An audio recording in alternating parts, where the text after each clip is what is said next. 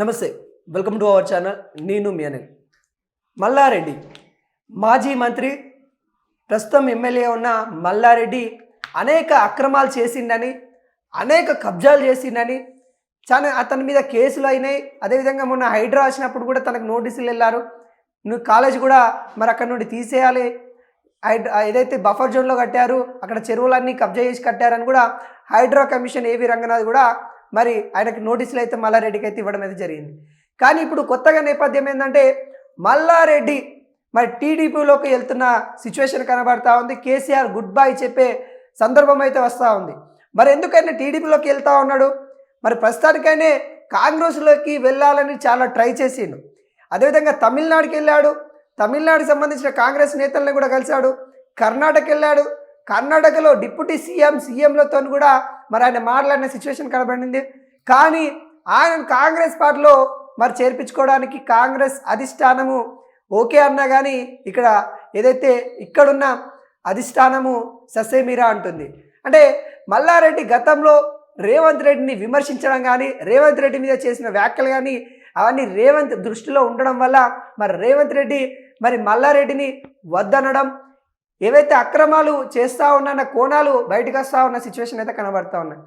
మొన్న మనం కూడా చూసాం, మల్లారెడ్డికి సంబంధించిన హాస్పిటల్లో మరి వైద్యం వికటించిందని అంటే ఠాగూర్ సినిమా రిపీట్ చేసిన సిచ్యువేషన్ కూడా మనం అయితే చూసాం.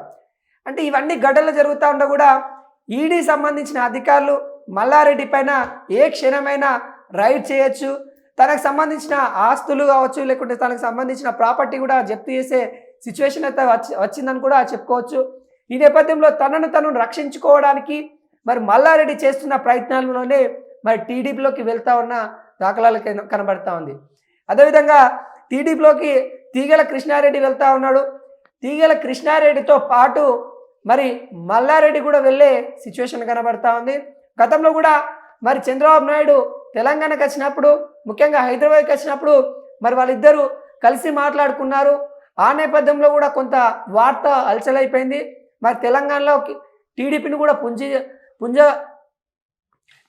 కూడా పుంజుకునే విధంగా చర్యలు తీసుకోవాలని చంద్రబాబు నాయుడు చెప్పడము, అదేవిధంగా దానికి తగ్గట్టు చర్యలు చేయాలని కూడా తెలంగాణ టీడీపీ లీడర్స్కి చెప్పారు. కానీ దానిలో భాగంగానే మరి బలమైన లీడర్లను తీసుకోవాలని టీడీపీ ఆశిస్తూ ఉంది. ఒకవైపు సెంట్రల్ గవర్నమెంట్లో కీలక నేతగా మరి టీడీపీ నుంచి చంద్రబాబు నాయుడు అయితే ఉన్నాడు.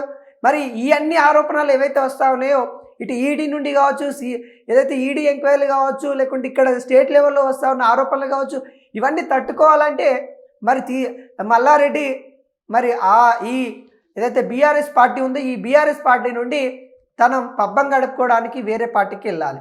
వేరే పార్టీకి వెళ్ళాలి అంటే అటు ఉన్న కాంగ్రెస్ పార్టీ వాళ్ళు సస్యమిరి అంటూ ఉన్నారు.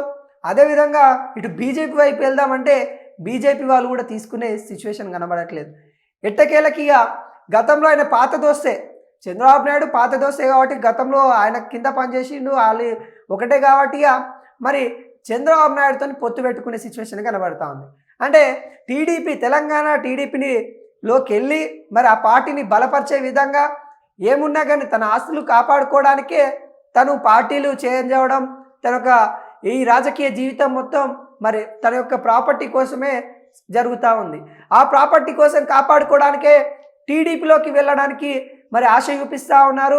తెలంగాణలో టీడీపీని ఏదైతే నడపాలి, అదేవిధంగా చంద్రబాబు నాయుడుతోని సన్నిహితంగా ఉండాలి, సెంట్రల్ గవర్నమెంట్ నుండి వచ్చే ఏ ఎంక్వైరీలు అయినా కానీ తన మీద జరగకుండా మధ్యలో అంటే అటు సెంట్రల్ గవర్నమెంట్కి ఇటు మల్లారెడ్డికి మధ్యలో చంద్రబాబు నాయుడు ఒక పావులాగా వాడుకోవాలని మల్లారెడ్డి చూస్తూ ఉన్న సిచ్యువేషన్ కనబడతా ఉంది.